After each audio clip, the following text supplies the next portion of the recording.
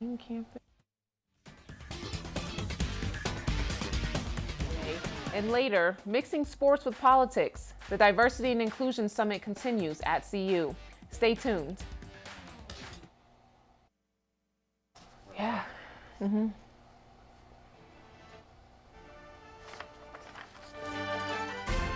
From the Roser Atlas Center and the College of Media, Communication, and Information, this is NewsTeam Boulder.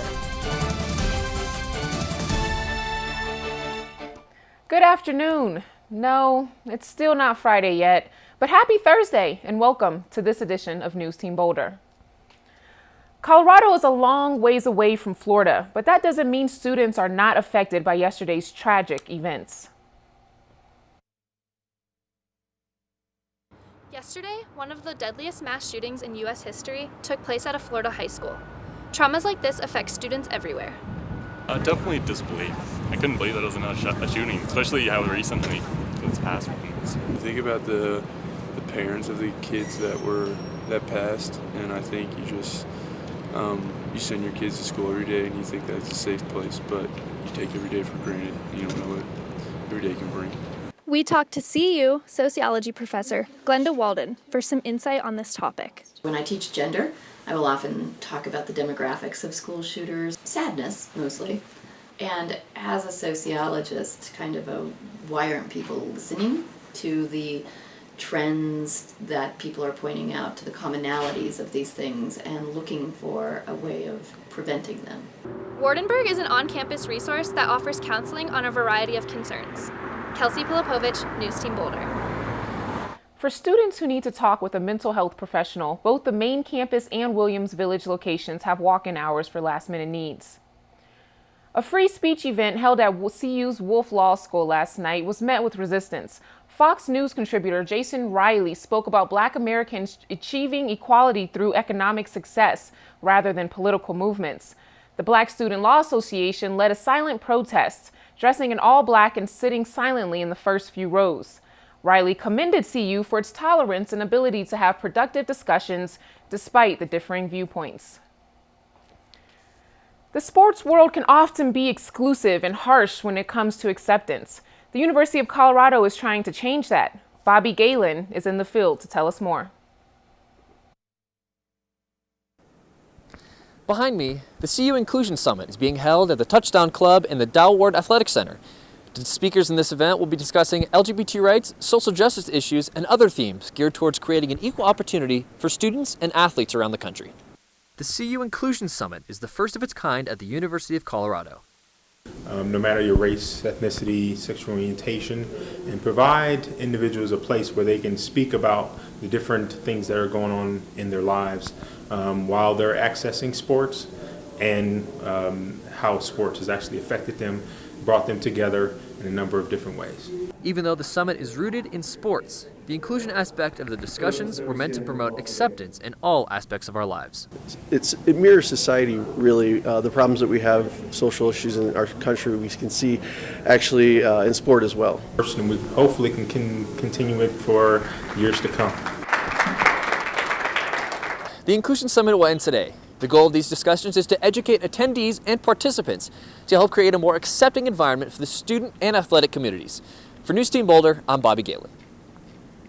Doesn't sound like there's much time left, so if you're interested in building a more inclusive sports world, swing by Dow Ward today. Coming up next on NewsTeam Boulder, housing headaches for CU students, how City Council is giving you a voice in how and where you live. And hacking STEM, a PhD student here at CU is challenging gender stereotypes in computer science. There was supposed to be a video.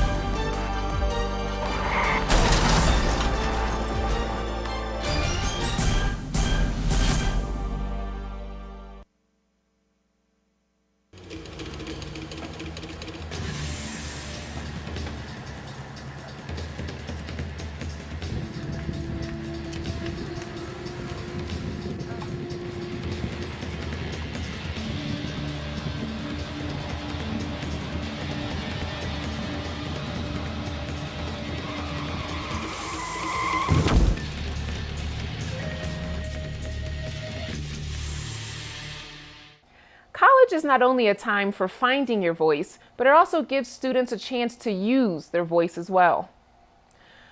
For years, CU students have been dealing with housing issues, from high rent prices to holes in the wall to even leaks in the roof. And it seems like the city of Boulder hasn't been listening to students until now.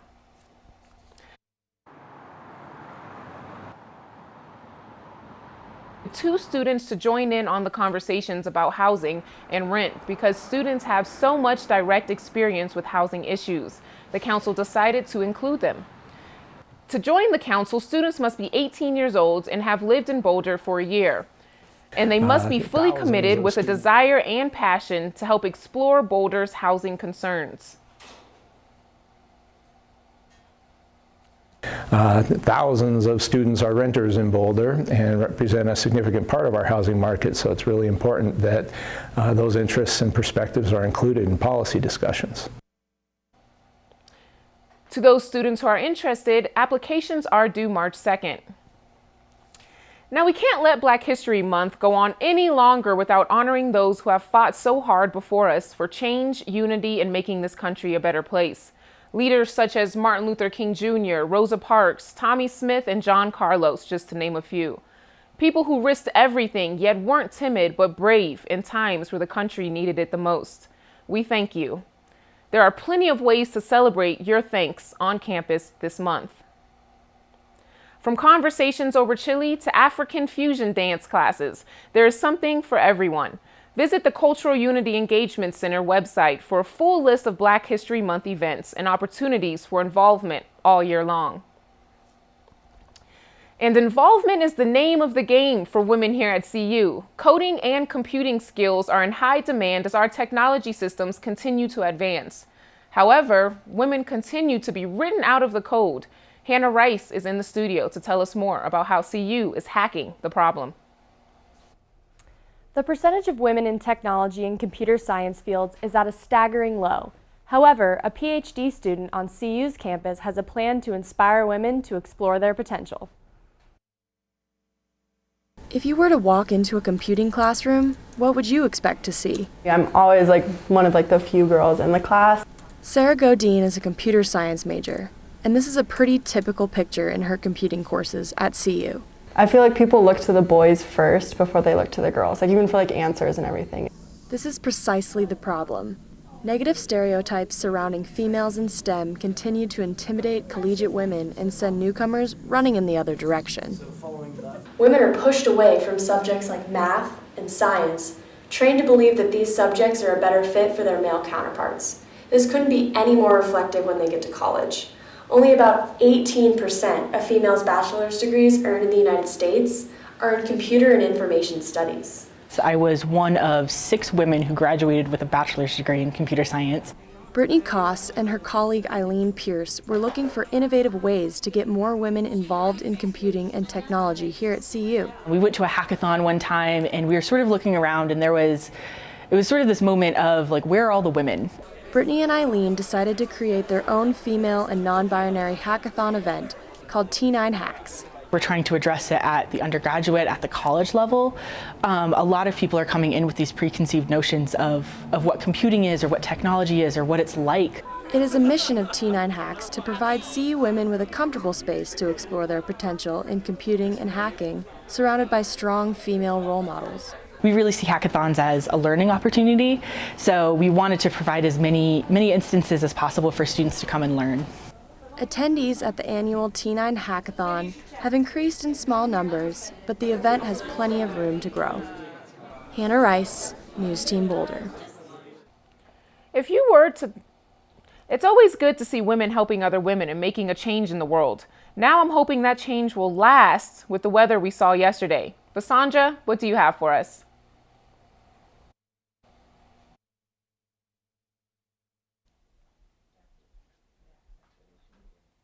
Yesterday was a dream come true, but don't get too used to the warm weather.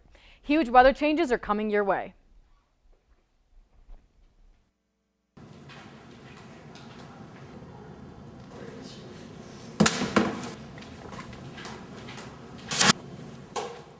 That's right. Do I look like a commingled contender to you? All I want is newspaper. Why don't you bring that bottle over here? I won't be spitting it back at you. Alright, boy, why don't you bring that bottle over here to Co-Meal so these boys stop bickering and ruin my night.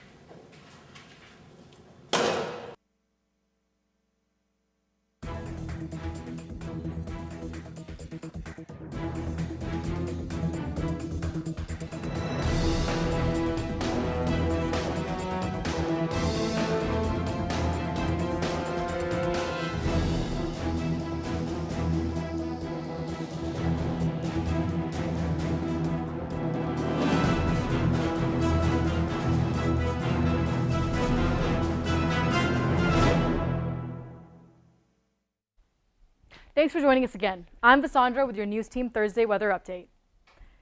Currently, it's a crisp 36 degrees outside, but the sun is shining and the skies are blue. The eastern plains are a little chillier than usual today, Lamar being the warmest at 63 degrees. There's winter storm warnings in the mountains today, so watch out for plenty of snowfall if you're skiing. Fort Collins, Boulder, and Denver are staying just about the same today in the mid-40s.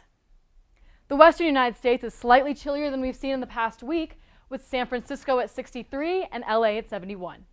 The East Coast, on the other hand, is unusually warm, with temperatures nearing 70 degrees in DC and New York. Bismarck continues to be one of the coldest regions in the country, with a high of 12 today.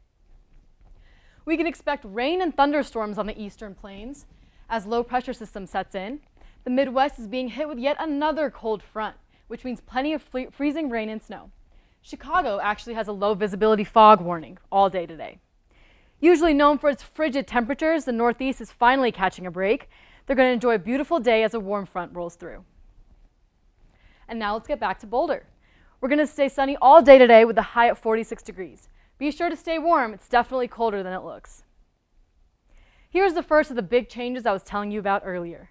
The low tonight will be a freezing 70 degrees with the chances of snow increasing around 9 and 10 p.m. Be sure to bundle up if you hit the town tonight. Tomorrow will be around the same temperature as today with a high of 45 degrees and plenty of sunshine. The low will be a lot more doable at 31 degrees and no chances of snow as of right now. Let's take a quick look at the next 4 days. Mostly sunshine and warm temperatures throughout the weekend, but don't be fooled by Sunday's nearly 60 degrees. We are headed for a snowstorm on Monday with a high of 24 and a bone-chilling low of 5 degrees. Luckily, it's President's Day, so I know I'll be staying indoors. Do you think you'll be able to handle those temps, Ariana? No. I do not do the cold. Yeah, it sounds like it's going to be cold here, but it's even colder in Finland, and that's where we're headed next. Stay tuned to NewsTeam Boulder. How dope was that party last night, man? Yeah, no. Wait, I can't really. You're breaking up. Lost service. Yeah, no, and then he shoved me, and I was like, that's not cool. And so I just rocked him, and it was tight. It was a total dime piece, man. Took her back to my place, had a few drinks, you know what I mean. And after all of that, she told me she had a kid, and I'm not trying to be any part of that right there, you know what I mean? It was a crazy.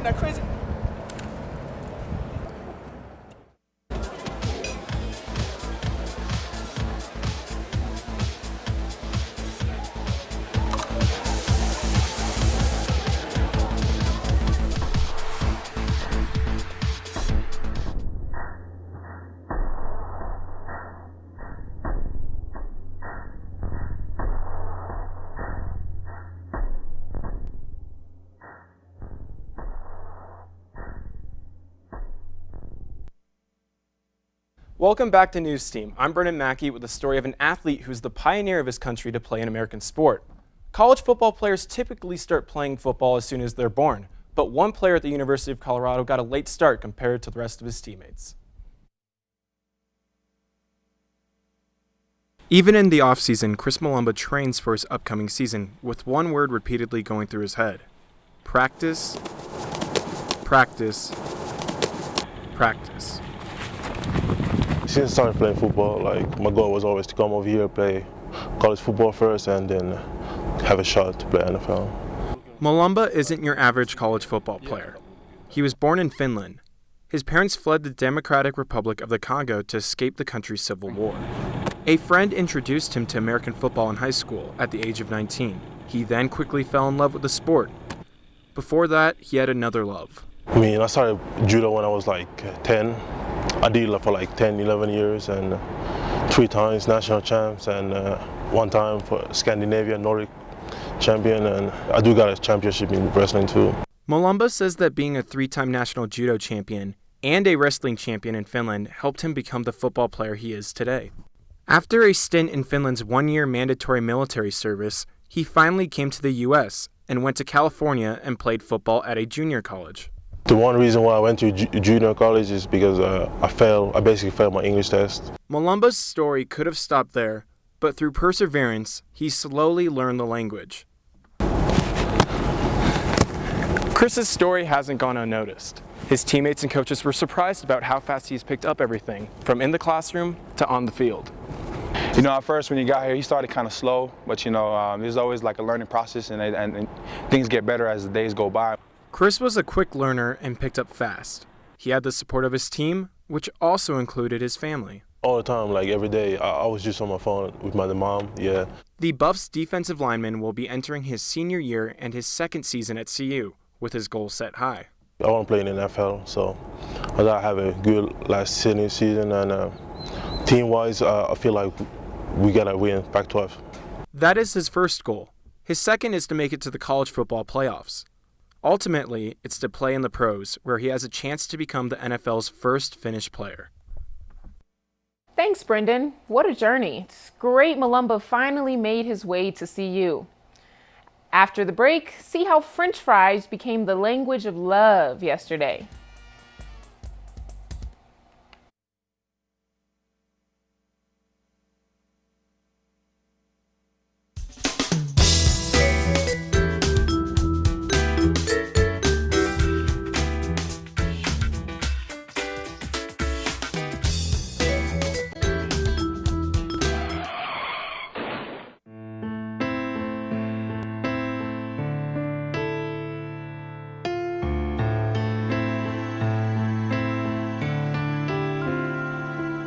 This isn't where you want to be. Don't use a fake ID. They said I would be more focused.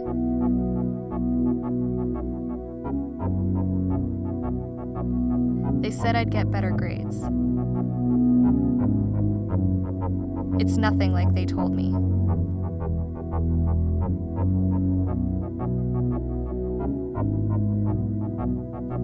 It's not what you expected. Don't abuse prescription drugs. Being a cheap date isn't as bad as it once was. Love was in the air yesterday, and so were savings. Couples all over the world showed their special someone just how much they cared. And in Colorado, people showed that love in an unlikely place. Families and lovers alike made reservations at a McDonald's in Clifton, Colorado for Valentine's Day. The reservations included flowers, candles, and everyone's favorite value meals. This is the 6th year that Clifton McDonald's has hosted the event, and they say it gets bigger and bigger every year. Thanks so much for tuning into this Thursday's edition of NewsTeam Boulder. Have a good weekend, and we'll see you next week for your only newscast by students, for students.